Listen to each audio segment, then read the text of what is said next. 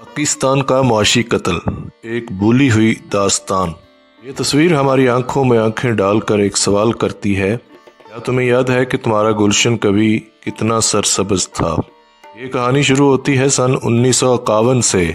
مشرقی پاکستان آج کے بنگلہ دیش میں ڈھاکہ کے قریب دریا کے کنارے آباد شہر نارائن گنج میں چند لوگ خاموشی سے کھڑے تھے۔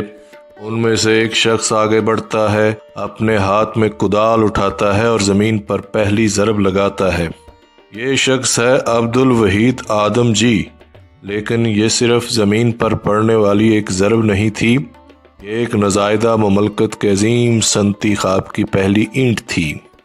یہ تھا آدم جیوٹ ملز کا آغاز۔ چند ہی برسوں میں یہ مل دنیا کی سب سے بڑی جیوٹ ملز میں شمار ہونے لگی۔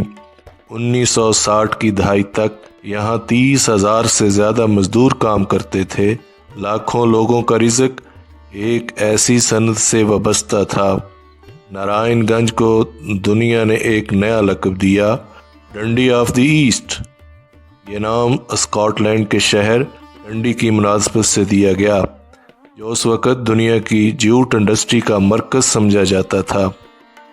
اور یوں نارائن گنج مشرق سے اس صنعت کا بے تاج بادشاہ بن چکا تھا۔ لیکن یہ کہانی صرف ایک خاندان کی نہیں تھی، یہ ان مماروں کی پوری نسل کی کہانی تھی جنہوں نے پاکستان کی معیشت کو اپنے خون سے سینچا۔ قیام پاکستان کے وقت ملکی معیشت میں صنعت کا حصہ صرف 7% تھا۔ نہ سرمایہ تھا، نہ کارخانے۔ چند خاندان آگے بڑھے اور ناممکن کو ممکن کر دکھایا۔ آدم جی خاندان، جنہوں نے جیوٹ ملز اور انشورنس کے ذریعے صنعت کی بنیاد رکھی۔ سہگل خاندان، جنہوں نے کوہ نور ٹیکسٹائل ملز اور میپل لیف سیمنٹ جیسی بڑی صنعتیں قائم کیں۔ ولیکا خاندان، جنہوں نے کراچی میں ولیکا ٹیکسٹائل ملز قائم کی۔ باوانی خاندان، جنہوں نے ہزاروں مزدوروں کو روزگار دیا۔ داؤد خاندان، جنہوں نے داؤد ہرکولس کارپوریشن کے ذریعے صنعتی میدان میں انقلاب برپا کیا۔ حبیب خاندان، جنہوں نے حبیب بینک لمیٹڈ کی صورت میں مالیاتی نظام کو سہارا دیا۔ اور اصفہانی خاندان، جس نے تجارت اور ایوییشن میں اہم کردار ادا کیا۔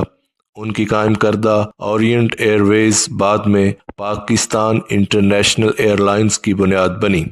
یہ وہ دور تھا جب عالمی معاشی رپورٹس میں پاکستان کو ایشیا کی ترقی سے تیزی کرتی ہوئی معیشتوں میں شمار کیا جاتا تھا، لیکن پھر تاریخ نے ایک المناک موڑ لیا۔ سن 1971 بنگلہ دیش لبریشن وار اور مشرقی پاکستان کی علیحدگی نے ملکی صنعت کو شدید دھچکا پہنچایا۔ بہت سی صنعتیں ختم ہو گئیں، سرمایہ کار ہجرت پر مجبور ہوئے، لیکن انہوں نے ہمت نہیں ہاری۔